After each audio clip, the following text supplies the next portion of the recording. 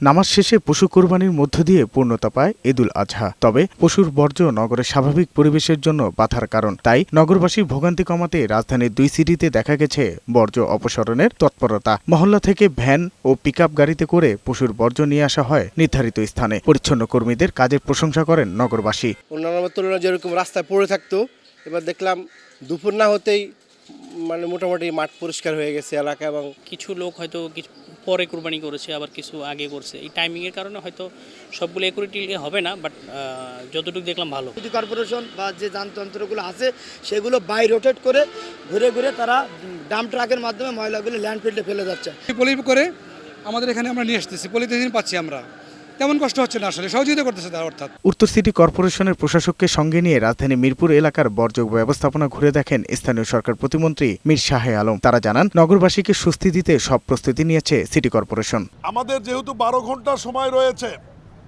রাত 2টো পর্যন্ত, আমরা ইনশাল্লাহ বিশ্বাস করি যেহেতু ওয়েদার ভালো আছে, আমরা রাত 2টোর অনেক আগেই পরিষ্কার কার্যক্রম উত্তর সিটি এবং দক্ষিণ সিটি সমাপ্ত করতে পারবে। 72 ঘন্টার ঢাকা উত্তর সিটি কর্পোরেশনের পক্ষ থেকে বর্জ্যকে অপসারণ করার জন্য একটা অ্যাকশন প্ল্যান করা হয়েছে।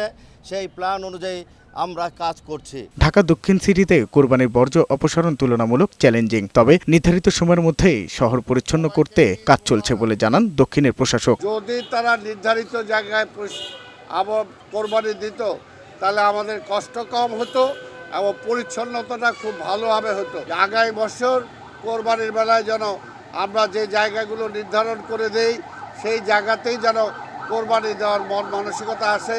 পশুর বর্জ্য অপসারণে 2 সিটিতে কাজ করছে প্রায় 30,000 কর্মী। সাজ্জাদুর রহমান, বৈশাখী সংবাদ, ঢাকা।